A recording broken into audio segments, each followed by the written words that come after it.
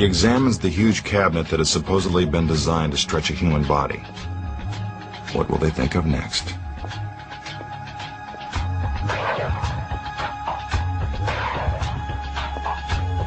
An assistant comes out to lend a hand with this bizarre illusion. The magician unlocks the front doors. Then he opens the back panels so you can see all the way through the cabinet. This is to show you that there are no secret compartments or hiding places inside.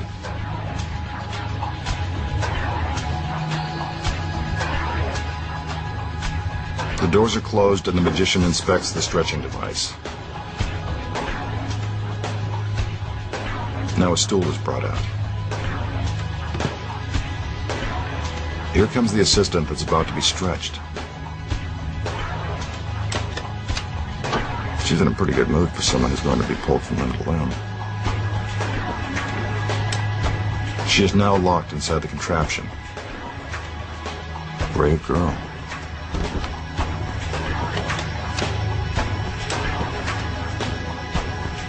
Once the doors are closed, her hands and feet are put into position. The magician tickles them to convince you that they are real.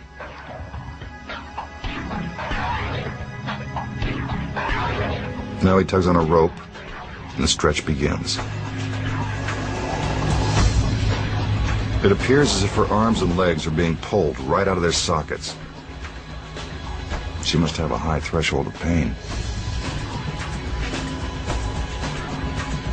The magician slides her head to the top of the cabinet.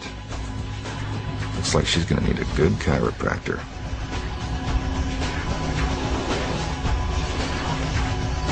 Her head is forced to the bottom.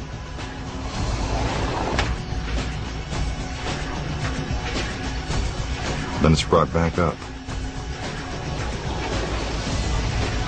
Now for a little Linda Blair exorcist action. A perfect 360. It doesn't seem humanly possible. Her hands and feet are put back into their original position. Then her restraints are removed.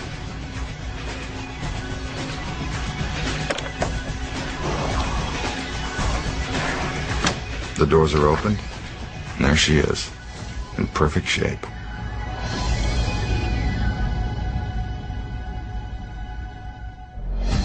Now for the secrets. The magician spends a great deal of time trying to convince you that the cabinet is empty, but it isn't. When the trick begins, two assistants are already hidden inside. Before the front doors are open, the assistants climb out the back and stand on tiny ledges, so you won't be able to see their feet underneath the cabinet. Then just before the back doors are opened, they climb around to the side. Those decorative tassels and pegs are actually handles to help the assistants maneuver around on the narrow ledge. You can't see them on the side of the cabinet because the front doors are now open and blocking your view.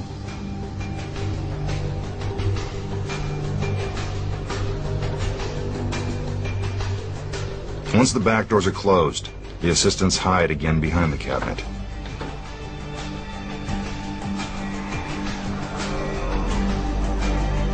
When the assistant that's about to be stretched gets inside, so do the other assistants. It's their hands and feet that you see during the trick. They wear the same fingernail polish and stockings of the assistant being stretched to make the illusion seem even more convincing. Watch as they put their hands and feet into the holes and prepare for the stretch.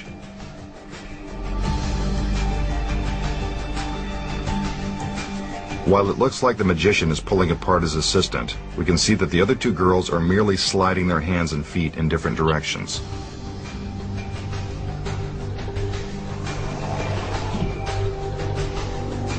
So how does the assistant's head get to the top of the cabinet? It's pretty simple. She's standing on the stool.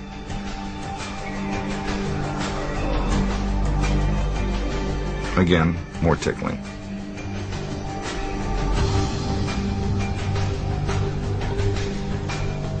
As the assistant moves her head lower, The stool is removed and she drops to her knees in order to put her head on the bottom of the cabinet. Not the most comfortable position in the world. As for her head spinning around, this actually takes even more physical dexterity.